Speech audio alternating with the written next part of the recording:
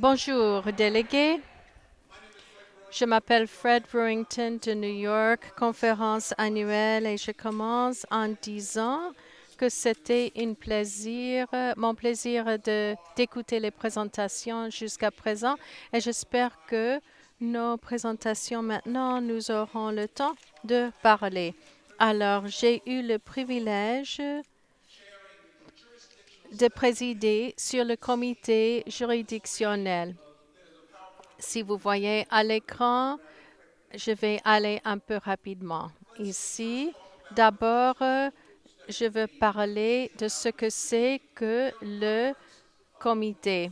La conférence générale a référé toutes les discussions de comment les juridictions doivent être adressées aux États-Unis jusqu'au moment où il y ait un comité pour étudier, pour faire un rapport à la conférence générale. Voici le groupe qui se réunit depuis la dernière fois qu'on était ensemble en 2016 et qui travaille très dur. Alors, à l'écran, vous verrez ici, il y avait des pétitions pour changer des divisions entre les juridictions. Il y avait des pétitions pour changer la formule pour le nombre d'évêques et puis certaines pétitions pour changer le délai de changement de nombre d'évêques. Alors, en tout ceci, il y avait 23 pétitions séparées qui étaient collectionnées et qui nous ont donné une direction. Alors, il faut amener l'information à la conférence 2020. On s'est réunis, on a fait plusieurs réunions en personne et téléconférence et nous avons fait cet énoncé. Le comité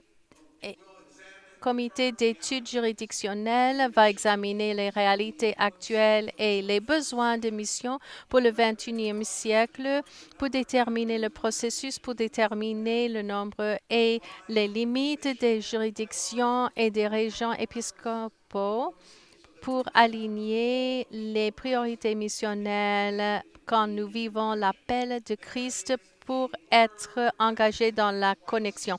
Il y a un mot qui est mentionné 2 fois qui peut me dire quel est le mot M, mission, missionnal. Ce groupe a mis devant nous l'évaluation de s'il y aurait un nouveau moyen de voir combien d'évêques devaient être désignés, alloués. Donc, le nombre de membres sont ici. Parmi les meilleurs dans notre dénomination faisait partie de cela et c'était merveilleux de collaborer avec ces gens. S'il y a des membres au groupe d'études qui sont là, si vous pouvez vous lever pour que les gens puissent vous voir, parce qu'il y aura des questions et les gens peuvent vous identifier. Donc, saluez ces gens ici. Ces individus ont beaucoup travaillé et j'ai eu l'honneur de travailler avec eux, surtout avec le temps dans l'histoire que nous nous trouvons. Alors, continuons. Nous avons vu le paragraphe actuel 404 de la discipline qui nous donne.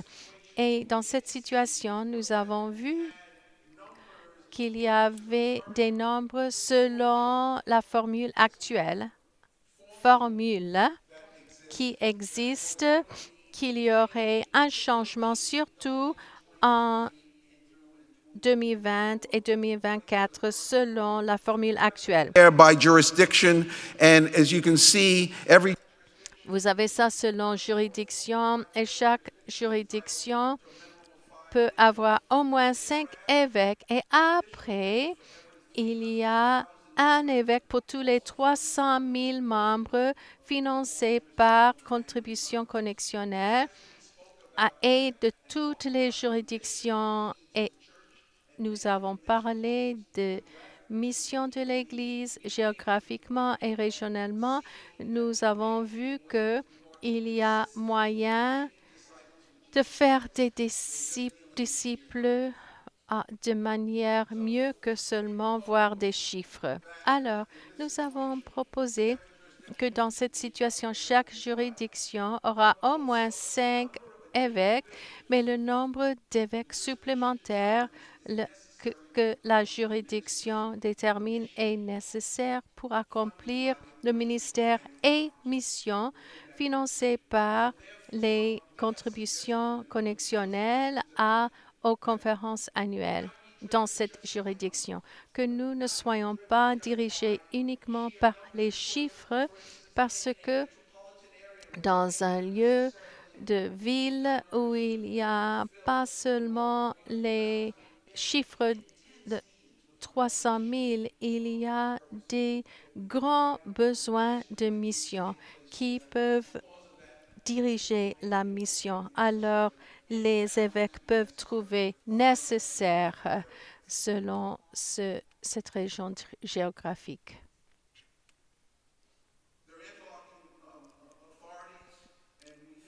Alors, il y a les autorités inter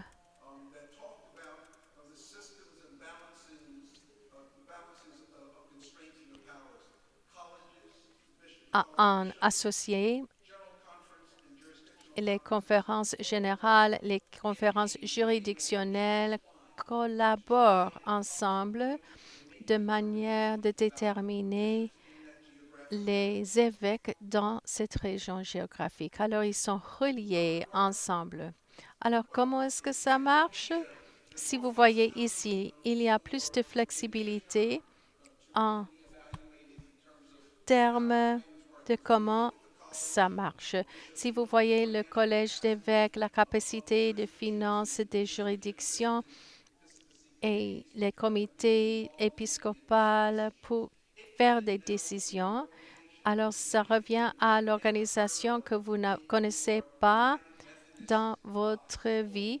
C'est comité interjuridictionnel sur l'épiscopat. Si vous connaissez cela, levez la main. Si vous n'avez pas entendu parler de cela, tout cela. Alors, dans cette situation, le problème est qu'il y a un mécanisme que nous proposons pour assurer que les besoins missionnels sont évalués, examinés et déterminés pour le nombre d'évêques, pour déterminer le nombre d'évêques. Financement d'évêques et des dépenses générales. Allocations aux conférences annuelles seront les mêmes, ne changent pas. Alors, toutes les finances passent par le fonds épiscopal, EF. Tous les systèmes sont établis par GCFA comme administrateur du fonds épiscopal. Et tous les évêques sont les évêques de l'Église entière. Église entière.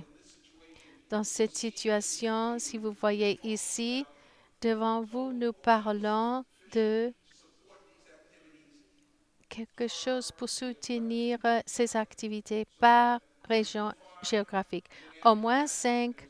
Et puis après ça, il y a l'occasion selon la capacité de finance dans chaque région géographique. Le prix pour les évêques supplémentaires divisés par la juridiction, les fonds pour les évêques nécessaires, il faut poser beaucoup de questions. Et c'est comme ceci que nous avons décidé comment le faire. Il y a contribution pour les dépenses générales. Je vais vite voir les chiffres parce que les chiffres, c'est un problème.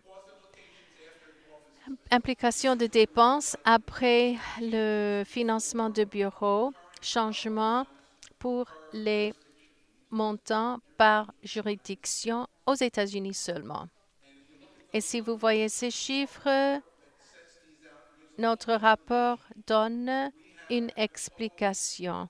Nous avons proposé un délai comment le faire. Et si vous pouvez voir notre synthèse exécutive qui fait partie de notre plan, nous avons fait en 8 pages. Il y a 5 législations avec raisonnement qui parlent de chacun. Et ceci est une réponse à un devoir que la conférence générale nous a donné. Notre réponse est bien réfléchie, bien contemplée pour répondre aux besoins missionnels quand nous allons dans l'avenir de l'Église méthodiste. Merci à tous ceux qui ont collaboré avec moi et je cède la parole maintenant aux autres. Good morning. Bonjour, je m'appelle George Howard, délégué laïque de l'Ohio West et je suis un membre du personnel de la part de GBGM auprès du comité permanent en matière des conférences centrales. Combien d'entre vous ont été délégués en 2016? Eh bien voilà, je vous donne un rapport comme vous nous avez demandé de faire. Le comité permanent travaille entre les conférences générales. C'est un comité permanent. Ça comprend des laïcs, des clergés, des évêques de chaque juridiction et de chaque conférence centrale, et puis un petit peu plus. Il y a à peu près 36 à 38 membres de ce comité. Notre travail, on nous a demandé de faire 3 choses. Donc, premièrement, nous recevons des pétitions législatives qui s'appliquent aux conférences centrales et je viens d'apprendre que nous en aurons 23 alors, cette fois-ci. On en discute et on fait des recommandations et nous les présentons à la plénière. Ça, c'est premièrement.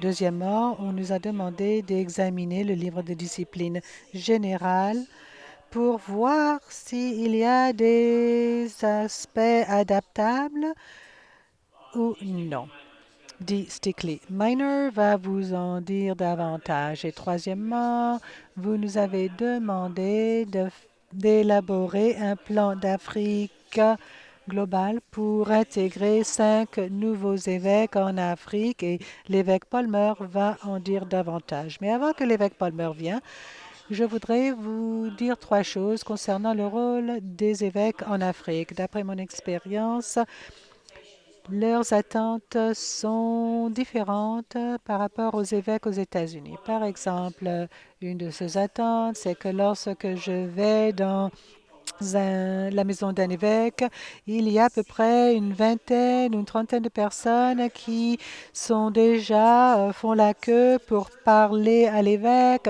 pour avoir des conseils maritaux, pour parler à l'évêque d'une chose ou d'une autre. Et c'est ça ce qui se passe dans la vie d'un évêque tous les jours. Deuxièmement, ce sont des dirigeants nationaux. Les dirigeants gouvernementaux de leur pays retrouvent les évêques lorsqu'il y a des problèmes, lorsqu'il y a la guerre. Ce sont les évêques africains auxquels on demande de négocier la paix. Et une autre chose, c'est qu'il y a une autre partie des régions épiscopales là où ne se trouve pas du tout d'Église méthodiste unie. Et donc, c'est là où ils ont des campagnes d'évangélisation. C'est totalement différent de la façon dont nous fonctionnons ici aux États-Unis. Merci, mon frère et mes collègues, et bonjour à tous. Comme on a dit plus tôt, la conférence générale qui se réunira en 2020 n'est pas liée ou obligée par ce qui a été décidé auparavant, à l'exception que la conférence générale de 2016 nous a donné un devoir à faire. Donc, notre comité permanent en matière des conférences centrales a dû alors examiner ce que la conférence générale a approuvé. Donc, c'est pour augmenter le nombre d'évêques de 5 en Afrique et donc de faire une recommandation là où seraient attribués ou assignés ces évêques. Tout ceci peut se retrouver dans nos rapports.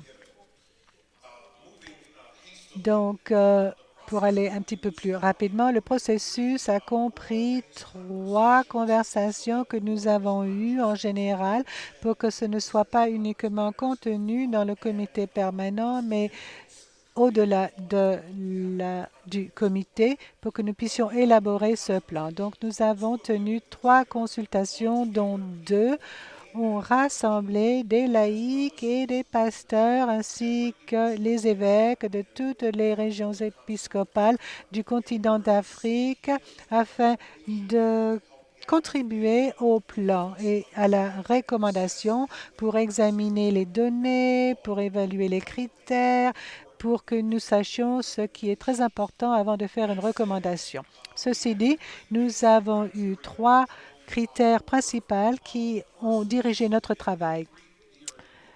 Dans 3 colonnes, comme vous le voyez, ce sont des choses qu'on pense en termes de direction épiscopale et puis aussi, comme George Howard vient de dire, toutes les attentes d'un évêque et son rôle en Afrique est totalement différente et il se peut que ce soit la même chose dans des autres conférences centrales par rapport aux évêques aux États-Unis. Alors, nous essayons d'examiner tous ces critères et de trouver une intersection pour aboutir à une décision. Alors, le nombre de pasteurs actifs jusqu'au nombre du kilométrage de la région, le nombre de membres professants, etc.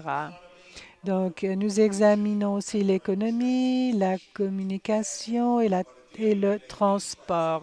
Mais tous ces critères nous ont aidés à réfléchir à plusieurs scénarios. Vous avez des pétitions dans le ADCA que maintenant vous allez recevoir par voie électronique ou expédier chez nous. Mais notre recommandation concernant les 5 régions épiscopales nouvelles sont comme telles. 2 nouvelles régions dans la conférence centrale d'Afrique. Et on suggère, et c'est très important de dire que c'est la suggestion uniquement parce que l'autorité, le nom de ces nouvelles régions épiscopales est à la décision de la conférence centrale.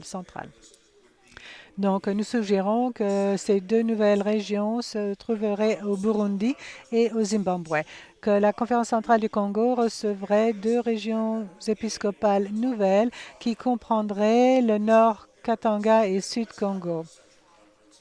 Et dans la conférence centrale de l'Afrique de l'Ouest, qu'il y aurait une nouvelle région épiscopale et l'on suggère que ce sera au Nigeria, ce qui créerait 2 régions épiscopales au Nigeria.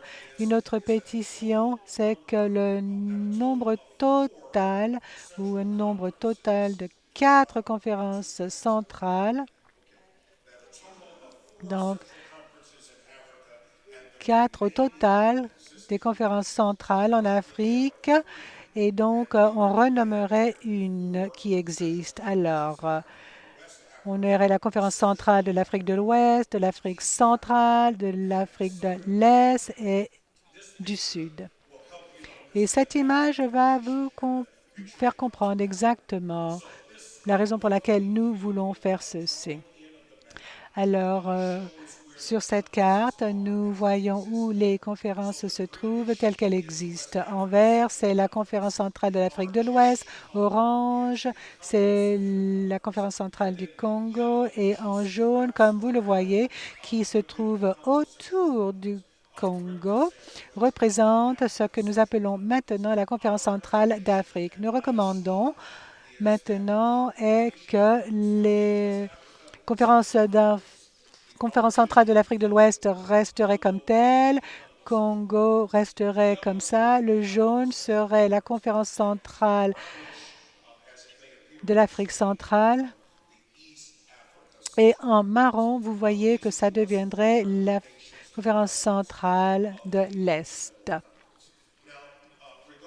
Alors, concernant une question qui reste toujours, c'est qu'en vue de tout ce qui se passe depuis 2016, en vue des résultats de 2019 et en vue de la conversation continuelle que nous entendons en termes des ressources qui baissent et les contributions au fonds épiscopal et de ses réserves. Pourquoi ceci? La réponse est simple, c'est que les délégués de la conférence générale de 2016 ont demandé ce rapport. Nous n'avons pas eu l'autorité d'ignorer le mandat que la conférence générale de 2016 nous a donné, bien qu'il y ait beaucoup de choses qui s'est passé entre-temps. Mais la conférence générale de 2020 peut faire exactement ce qu'elle décide de faire. Merci, évêque. Je m'appelle Dee Stickley Miner. Je suis diacre en Ohio de l'Ouest.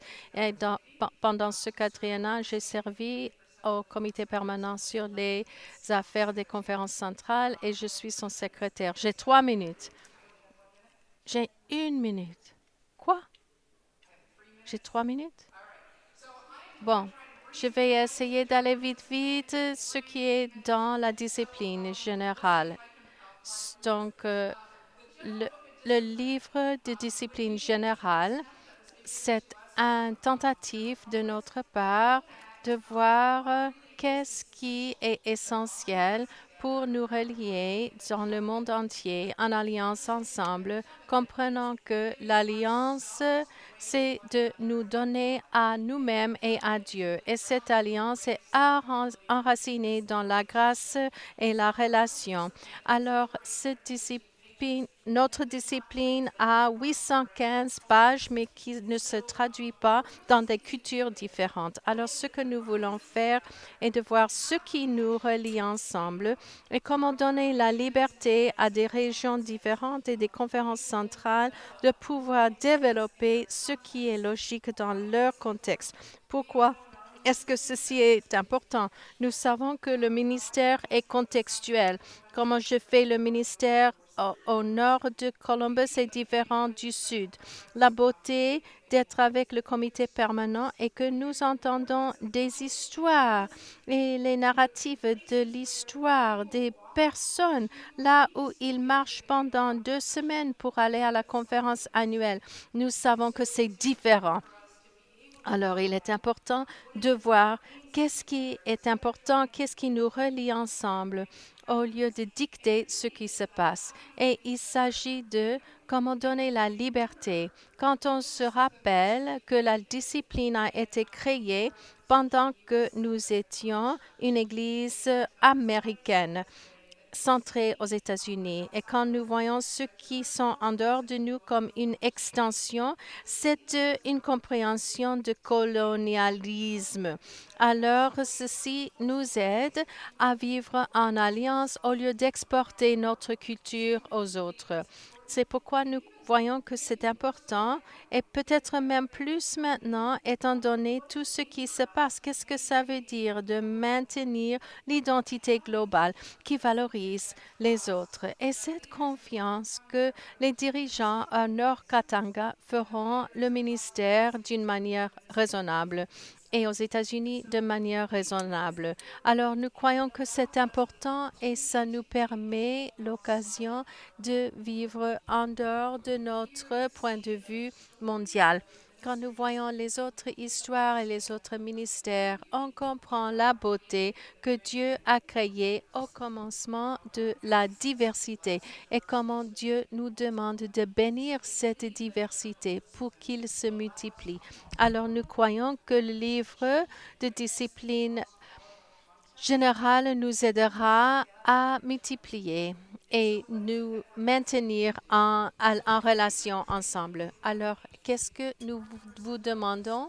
Nous ne sommes pas une agence. Nous avons fait ce travail en partenariat avec Foi et Constitution, avec la table connexionnelle et la commission.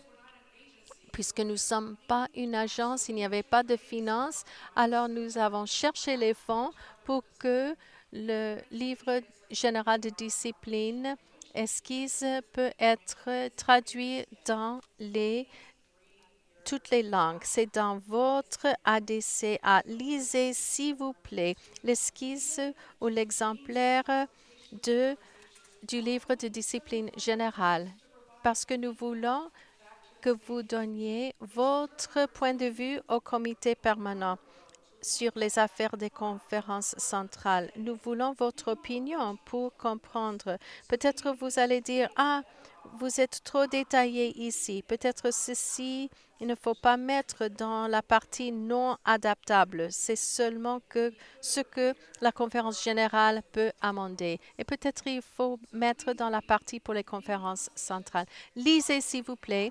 Ayez des conversations, donnez votre point de vue. Nous allons continuer le quatrième prochaine pour continuer le travail parce que nous ne pouvons pas vous dire le courriel parce que nous ne sommes pas une agence. Alors, on va vous communiquer. Il y a la législation qui vient vers vous pour vous demander de continuer le mandat de travailler sur le livre général de discipline. Et nous avons fait un changement là-dedans. Vous demandez d'ajouter de nouveaux mots parce que notre mandat nous a permis seulement de travailler avec les mots qui sont dans le livre actuel de la discipline. Mais nous voulons sortir du contexte américain. Il faut ajouter des mots et il est difficile de déplacer une phrase ici et là-bas pour que ça soit logique. Alors, c'est ça la demande. Et nous demandons que vous priez pour nous. C'est un groupe merveilleux de gens qui ont appris, comme Pasteur Betty a dit, on a appris à écouter les uns aux autres. Merci.